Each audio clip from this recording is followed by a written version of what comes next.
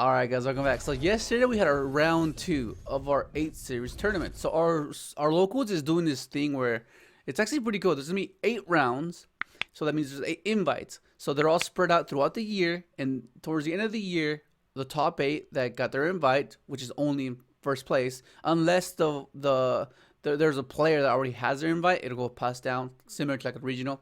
So then top 8 plays off single elimination. The prize pool is based off what the 8 rounds accumulated, right? So the pot is gonna be quite big. So it's gonna be something to look forward to. And yesterday I was, oh my god, it was annoying because like I lost to one of my friends. He already has his invite, so the only way I could have gotten my invite yesterday was if he went undefeated and then I went undefeated after that loss because I lost that round. I lost in time, which is unfortunate. Like, oh, I hate losing like that, but nonetheless, the deck performed pretty well. It was pretty cool. So let's go ahead and get right into it. All right. So the Stardust and the Junk Synchron ratio should not change. I know I've seen a few people like deviate from this. They play like less ratios, and I don't know. I mean, I guess maybe they just felt like they were drawing too many of them, right? But I think that's not the right answer because like there's so many times where like you want the level module of Excel Synchron, and that's a common thing that occurs when you're sequencing off, right? So I don't think you should minimize this. Then you have like your non-tuners extenders, right? So Caligo Clock Row. This card's just it's debatable to play ratios. I think this was a preference one because I was playing it. I was playing it at two, and at one. But I just felt like you just want to open this, like you want to hard open this. Of course, you can search it off Cupid Pitch, but by then, it has little to no value unless you had an obscure line. You know, like otherwise, I don't know, it's a bit weird. So because you want to open this, like you want to open tuning in this, tuning and overtake. I mean, this in overtake, you know, like or this in Stardust Converter and junk, you know. So like it doesn't lose to Imperm Veiler, so like a premature Imperm Veiler can punish your opponent by simply having this card, which is insane. Doppel, one of the MVPs of the deck for sure. This card's amazing. Allows you to play past Nibiru if you have Stardust Synchron Engrave, which is nice. And then now you have like a secondary play post Nibiru because before it was just Omega Pass, but now you have Yazi, which is huge. Like it's super huge, right? And of course, like this guy makes you losing to Ash kind of like kind of funny and silly because they have to have Impermer Veiler to stop the speeder. Otherwise, you just win like most of the time. Junk Converter. This is like your Signet Mining. Discard a tuner in itself. Add a Synchron monster from your deck to your hand, and the revive effect if you synchro something with it is pretty nice as well. It comes up quite often. Like there's times where like I don't use that because I'm scared of Nibiru. So like I just don't bring it back. Of course you're vulnerable to Ash, but like that's the decision trees you have to make on the spot whether you can afford to because sometimes you have to do risky plays and sometimes it pays off, sometimes it doesn't. But like sometimes you have like an anticipation of what might be, so then you just commit to that line completely, right? So then let's say I don't bring this back, so then if I get Nibiru, then I can still have his effect live post Nibiru, you know, and that's quite important sometimes because sometimes you need that extra tuner to synchro with. And then of course this is the new addition recently, Jester. Jester is insane because it gives you it's like a pseudo doppel in a way because like it just gives you the level 1 that you need sometimes to make a shaman, and it pairs so well. It pairs so well with this guy, which is insane. Because typically what would happen is we could just go summon this, right? Search, because like whenever you would summon this, it was never a good day. It would never be a good time. So but now since you're playing this guy, you go summon, add the illumination, okay, and then special this, go into speeder, right? If speeder gets negated, okay, that's fine. I still have my tribute, my tribute material, and then I go for like a shaman or something. And then like if you have like if you mill Destrudo, if you mill like junk and you have doppel in hand, assuming you most of the time you want to save the doppel in hand to play past Nibiru, then you can just trigger it off that, and like that's quite important. It's subtle, but it makes the biggest difference because it's the consistency of you being able to go into speeder more often than they have the hand trap to stop you. You know, because of course, like it varies. The format is a bit weird. Like some people are maxing out on hand traps. Like the base deck is like an abundance amount of hand traps. But they need a particular set of hand traps because like if you open up double, it makes it really obscure because like you can kind of like play around it. They would have to have Nibiru, you know, but if they don't have Nibiru, then you're fine.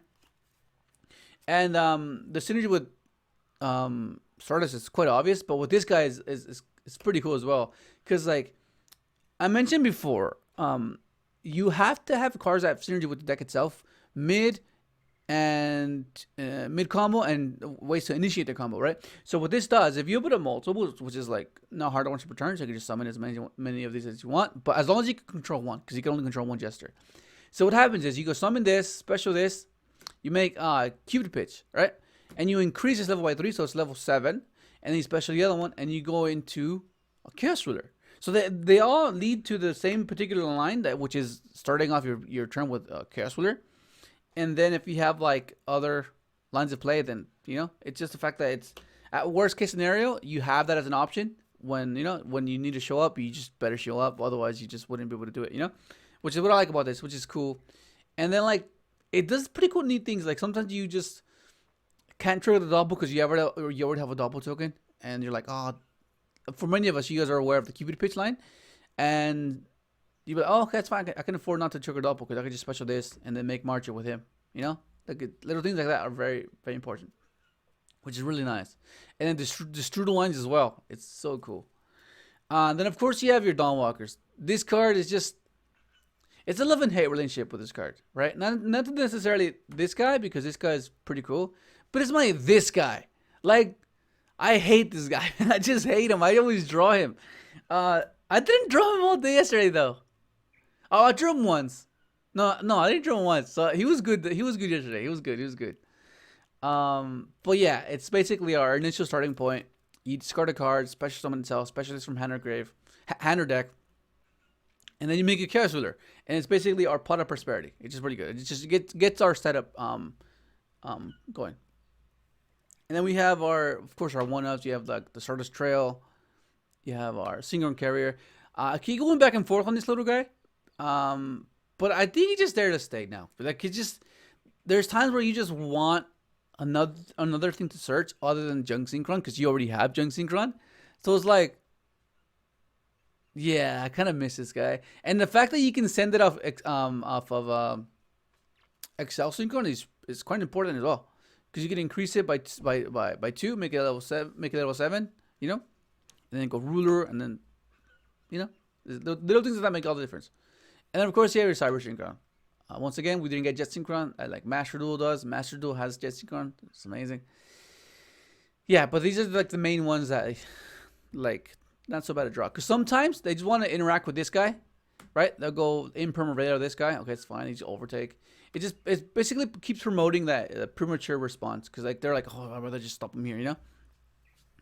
And of course you have your Teleport Engine, your sidekicks, right? You have your Ghost Ogre. It's a decent hand trapper now, and it's a level 3, which is huge for Chaos Ruler play when your speeder gets negated. And then of course you have your Psychic Ace. So this is a fairly new one. It's like I haven't really tested this guy until like recently this year. Was it this year? Last year? I'm pretty sure turned him before, but like this is where I was actually testing him, which is pretty cool, because teleport's at 3 now, right? So we need versatility with the teleport, right? Because this gives you something to play off Speeder, assuming you make it with Doppel Warrior and Speeder gets stopped. So then you go Teleport, and then you go into Shaman Climb, and then you continue your play. And then this one's more so for like a non-tutor, for Junk Synchron, or for like Destrudo plays, right? Or just spot removal, because you just go special this off Teleport, tribute this off for Stardust Synchron. Wait, where's he? Oh, wrong one. Stardust Synchron. And then pop a card, special Stardust Synchron, affect Stardust Synchron search. So chain block, right? So they can negate the pop. And then you haven't summoned yet. You go summon Junk Synchron, bring this back, go Speeder. It's really cool. It's just really cool. And then this is just an interaction. And then it gives you a Herald play. So you go Teleport, summon Jester, make Herald, and then summon Junk and try to pop off, which is pretty nice. And then of course the Yazi stuff. This card This Cerulean came back off the list recently. I drew this quite a few times. It wasn't as bad because like the times where I can tribute summon him and then have Excel lines is pretty funny. But it's mainly just Yawzy float, just Yawzy pop. Just try to out resource your opponent that way. It's pretty cool. And then the only hand trap I played, Nibiru. It's a bit bold because you don't have any other hand trap to pair it with. But the only logic in theory I was going by was like, okay, well, I mean, if they have the Brave Engine, the adventure stuff, then fair enough. But if they don't, and they just fall into this, you know, because like at worst it prompts a response, it forces a response. Because like if you go like Imperm Veiler, they could just like, okay, that's fine. They're gonna wait for the Nibiru, you know. So this deals with the Omni, so that's one less Omni. So you're trading one for one. That, you know, that's at its worst. Trading one for one. That's at its worst. And at its best is if they don't open up the Advent stuff, right? Because like, yeah, it seemed fine. Just dealing with the Griffin seemed quite important. And then of course we go to our spells. Tuning, just the OG. Sets up your grave. It could potentially be a 1-card speeder with like insane. It's insane. And then we have Overtake, Daughter Majesty. Oh my god, thank you so much. One of the best cards, one of the best support cards we've gotten in a long time, dude. It's so good. And then of course we have Emergency Teleport. This recently came back to 3. Okay, for those that don't know what this does, it's basically you reveal a synchro from your extra deck. And then you can add or special one of the materials from your deck or graveyard. So you can add it from add or special from deck or graveyard. It's nice. It's pretty good. Teleport, just an extender, just really good. And then of course you have one-ofs. You have Rhoda, Fool's Burial, Illumination, Monster Reborn, Mini Breaker Field. I went back to this. I think I wasn't playing it this past few builds, but yeah, just there. And then of course, the recently acquired triple droplet. This card is like the only, because with these type of decks, it's kind of weird because like, you know what, you do not want to dilute your deck with inconsistencies. Like you'll be interactive, right? But it increases your bricks, like the variance. The variance you want to have is versatility, not interactive. I guess hinders, because like, when the issue the deck has, right, is when you open an abundance amount of like of these guys. Like there's so many. Like this is like one of the nightmares you don't want to have. You just open up with like multiple multiple copies of these cards. So what you want to do now is increase the variance of this issue, right? Because if you minimize the card count, this happening will be much more common. It'll happen much more frequently. So you need to like implement cards, right? Put cards in between, right? To kind of like filter out these inconsistencies, right? Like that's the initial. That is the initial theory, right? That's the whole point of adding cards. But the issue is when you add like hand traps, because of course there's some synergy with hand traps because of this guy.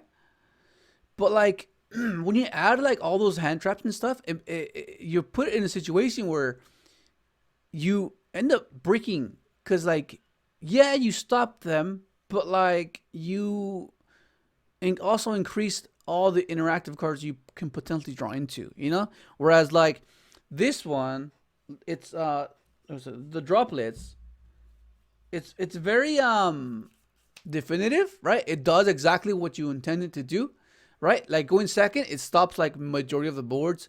I felt like this is just sufficient enough, because anymore, like at least it has some synergy. Like when you insert it in this variation, right? Like you can like discard this, right? Discard these two, negate 2, and then you have like junk doppel live, right? So like you can just revive this Imperm Veiler your junk. Okay, tribute this special, trigger doppel, you know, like that type of synergy. But yeah, that's the initial thought process, and like it's a bit weird, but for those of you that understand and been playing the deck for as long as I have as well, or just any combo for the matter, like you have an idea of what I'm trying to say. Like it just makes sense to just have like a particular set of cards that do a particular thing to help you combat the meta. Because right now, like we don't, the base deck is there. It's so consistent. So if you need to open up like Nibiru Hand Trap, which is why this was kind of bold, like, but it just ended up working out. It was really weird. But like game one, because the odds of you winning game one are, you know, you could possibly win game one, and you don't want to be like drawing a bunch of interactive cards, and you're going first when you're meant to be comboing off. Like you just don't want to be doing that. And then post game one, that's when you just start implementing all the side deck cards and hand traps, which is what I did here. So I played triple gamma. In theory, was meant to be versus the board deck, the board, basically any base deck or build a board that has Scythe, because you pair it with this guy, right? You pair it with Cosmic, so like this hits the Scythe, right? Assuming they go okay, stamina phase, effective DPE, pop the Scythe, chain this, and if they have another like Omni, then you chain Gamma, right? That was the theory behind this duo. And then you have a free Chaos Ruler or free level 8, you know, or just free materials, which is insane. And I didn't get to do that, but like Gamma was just good. Like there was a time where I just had it. I was like, oh, this is so good. Like I didn't need to do it, but it was just like a precaution, which is really nice. And then Cosmic is very good against Eldritch, which is huge.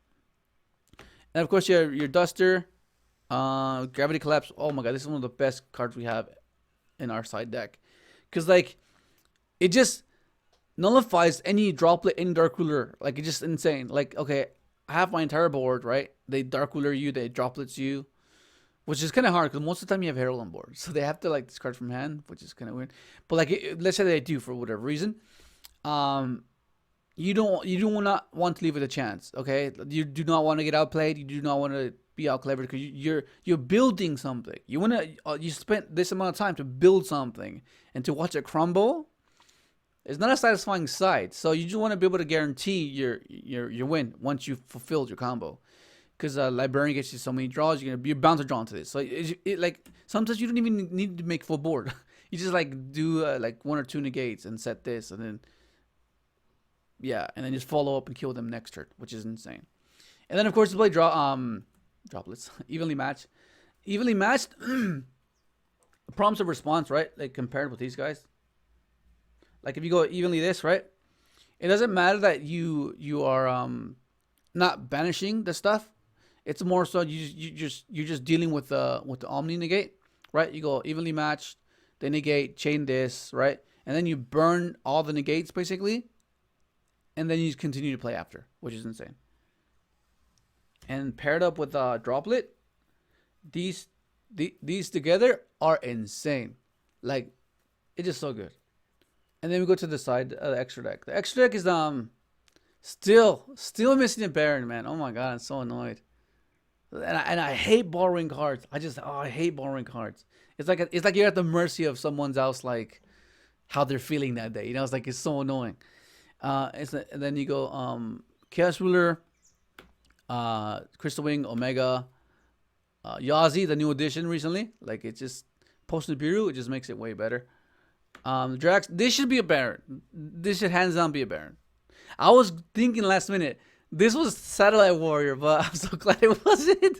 Oh my god! So I was like, damn, I'm so glad they didn't put Satellite Warrior in, because this came up so much. But so did the Baron. Like the Baron, there's time where I could have popped my own Yazi and like just outright win, but I didn't have Baron, so I was Stardust Charge, TG Hyper Librarian, Junk Warrior, Junk Speeder, and then of course you have your Excel Synchron. These are like your little guys that Cupid Pitch. These are like your little climbs. Yeah, and that's basically the deck. Yeah, so round 1, I played against my friend. He plays Prank Kids, Adventure Prank Kids, and game 1 he wins. Game 2 I win with the gravity, and then we're like, there was like freaking 4 minutes left in time or something, and he starts game 3 and he just burns me. Like, fuck, what the fuck. And then I ended up winning the rest until the last round. There's 5 rounds. I lost to Sky Striker. Game 1, he make me start, and I'm like, okay, that's fine. My opening pretty weak, so I get out grinded because my board just couldn't withstand what he was doing. Oh no, game two, he opened up on a bunch of hand traps, and I just opened up very minimalistic. I think, yeah, dude, and I just beat him down with a Yazi, and then little by little he just keeps setting his hand traps, and I was like, okay, that's good.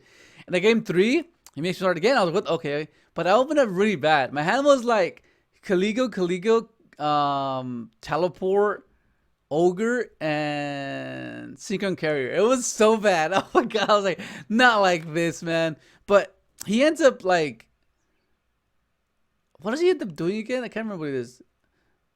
I don't know what, but I end up losing because it ends up in a simplified game state where he's top decking and I have a Yazi that he can't target, but he has one card in hand. And I didn't want to pop with Yazi because I was scared of the back row, so I just didn't do anything.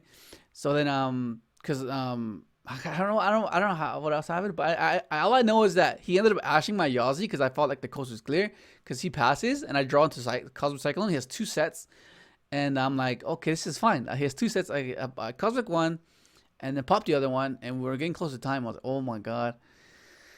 So then I was like, fuck, let's just go pop, and then he goes Ash on Yazi. I was like, oh, what the fuck? And I was like, oh, that's so bad. I lost that game. I was like, dude, I needed to win that one to just, but no. Fortunately, it didn't happen, but yeah. The deck worked fine though. Like everything about the deck was fine except for those oh my god, like those hands were like I mentioned before, like how I told you in the beginning of the video, like you want to like add cards that have synergy with the deck itself, and then you want to like insert them in the inconsistency slots that in theory would be right, statistically speaking. So that like in theory that's how it's meant to go, but there's times where like you would like draw like this stuff, like you would just draw like things like this, right? They have a purpose to fulfill, but also you can't disregard this scenario as well, which is it can't be helped, I guess. Like it just can't be helped unless like you just minimize the ratios, but like even then, like you want to hard open these to pair them with your consistency, because like there's so many ways to get to your synchron. So like the issue getting to a tuner is not an issue. It's just that the small percentage of you not drawing into the tuner with these guys can be quite like frustrating, because like it's not meant to be that way, if everything is distributed properly. But I don't know, man. Like, yeah, I don't know. Still trying to figure it out, because the gesture does make the deck much more fun. Like it just does. It just gives you like a bit of cleverness to play. But yeah, I don't know. But that's me. Hopefully you enjoyed the video. Like, subscribe if you haven't, and thanks for watching.